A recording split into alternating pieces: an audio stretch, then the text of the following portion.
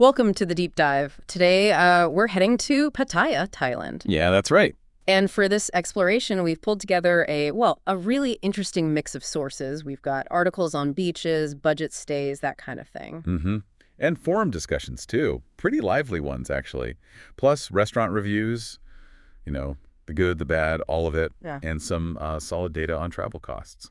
So our mission, really, is to pull out the key info from all this stuff. We want to give you a clear picture of Pattaya, especially if you're maybe thinking about a visit or, even staying longer. Exactly. We're focusing particularly on, how affordable can it be? Yeah. And what kind of experiences can you actually have without, breaking the bank? And right away, something that kind of jumped out, maybe surprising, Pattaya's got this big reputation for nightlife, right? Energetic, certainly. Oh, yeah. But our sources, they also seem to show it offers, plenty for relaxation, too. And it can be maybe surprisingly budget-friendly. It seems so. Lots to unpack there. Okay, let's get into it then. Maybe start with the beaches. Seems like a good place for Pattaya. Sounds good. So, Holidify, one of our sources, mentions Pattaya has 9 beaches. They list them for fun and relaxation. 9, okay. That's quite a few. It is. Now, the source doesn't go into, super specific detail on each beach. Is this one quiet? Is that one busy? But just the number. It suggests you can probably find a spot that fits what you're looking for. Right. Whether you want to just chill out or do some water sports or whatever, you probably need to look up specific reviews if you had something particular in mind, yeah. Exactly. Do a bit more digging for the specifics. But it's also worth noting what Travel Busy observed about some of the beach clubs. Ah, yeah. What's the deal there? Well, they mentioned places like Cave Beach Club, Alexa Beach Club. But the observation was they can sometimes feel a bit more focused on, getting the perfect Instagram shot rather than actual relaxation. Okay. More for the gram than the zen. Pretty much. Yeah. And apparently they can get really crowded, especially with tourist groups. So if you're really looking for peace and quiet, maybe aim for beaches a bit further from those, hot spots. Gotcha. Makes sense. Okay, so beaches. What about where to stay? Especially if you're trying to save some money. Right. So we got some interesting bits from the ASEAN Now forum and also some, specific hotel suggestions from GoThai Transport. Okay, the forum stuff sounds interesting. What came up there? Well, it really shows the range, Yeah. One user, Flying Hoger, just to put it bluntly, you get what you pay for. Yeah. Fair enough. Universal truth, maybe. Kind of feels like it.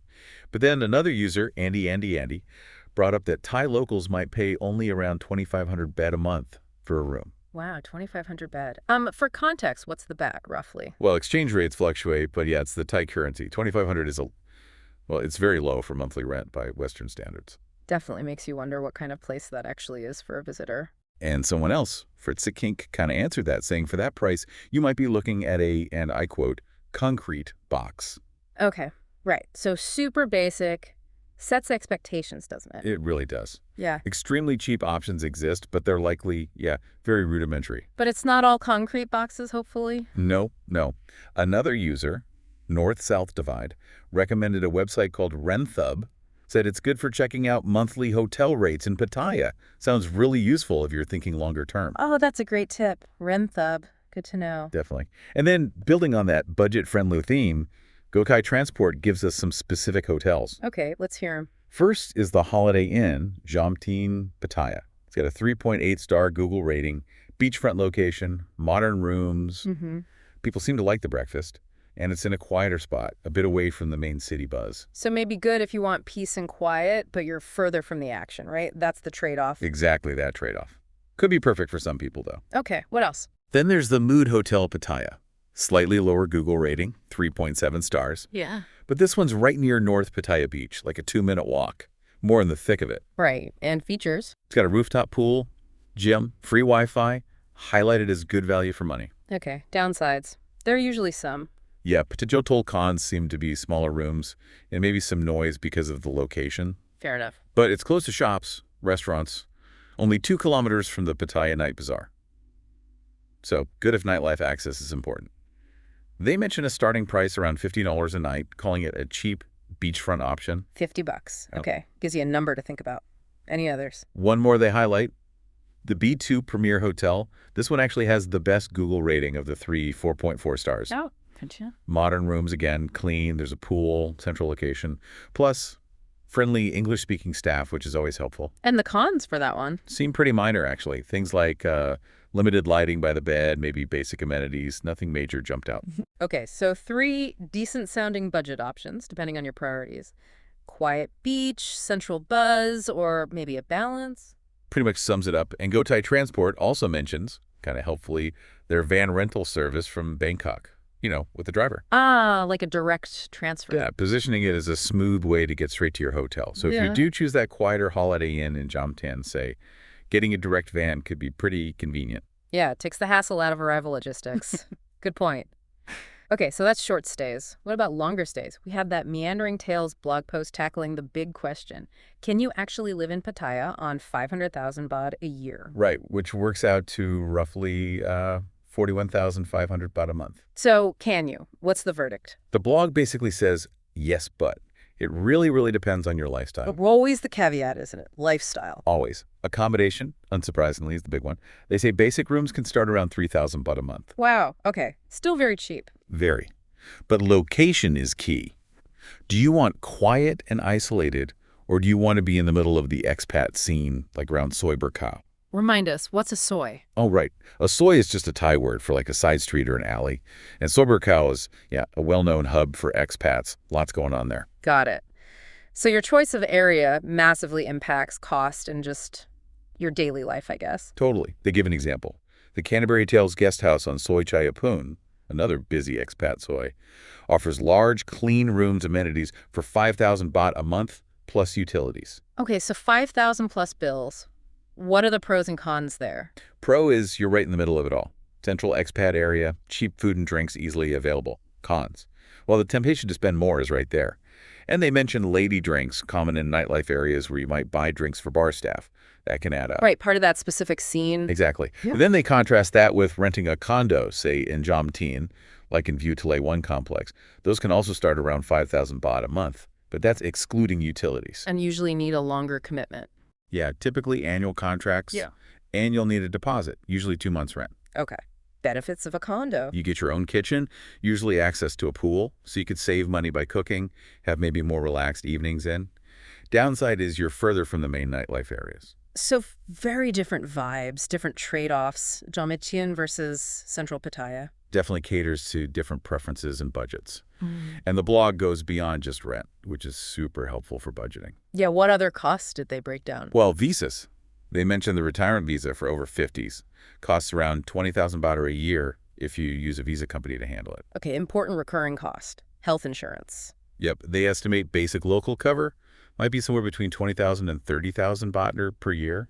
Again, essential to factor in. Absolutely vital for a longer stay. What about just daily living stuff? They mention laundry, pretty cheap. Getting a local SIM card with internet. Maybe paying extra for internet in your room if it's not included. And getting around.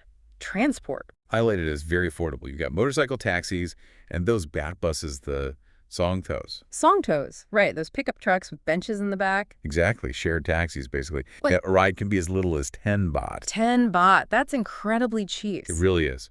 So putting it all together, the blog estimates essential monthly costs around 11,990 baht total. Okay, so just under 12,000 baht for the basics. Accommodation, utilities, phone internet, visa, insurance. That's their ballpark, yeah. So if your total monthly budget is that 41,500 baht, that leaves quite a bit left over. It does. Around 29,560 baht per month remaining by their calculation. That's almost 1,000 baht a day for everything else, food, entertainment, transport, etc.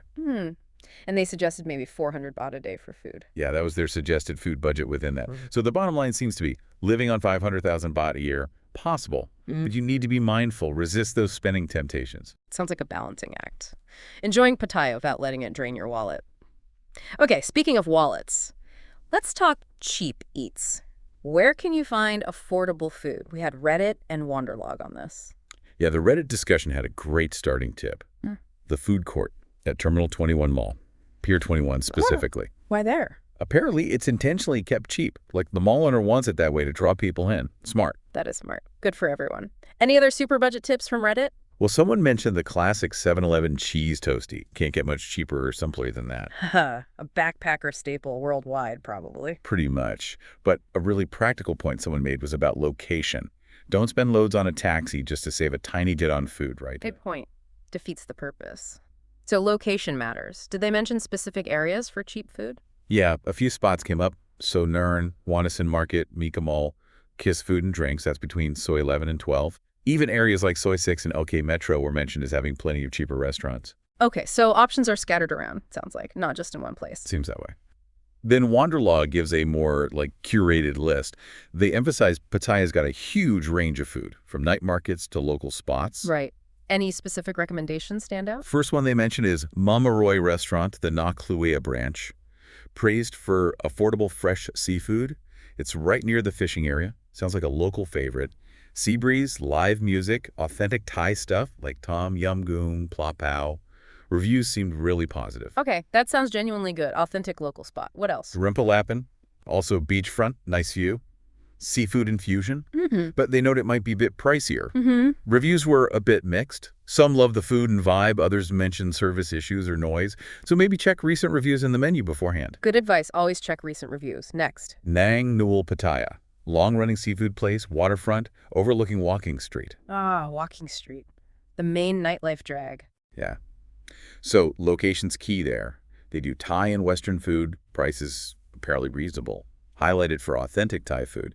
Potential downside: smoking might be allowed. Useful to know if you're sensitive to that. Keep them coming. The Glass House Silver, another beachfront seafood spot.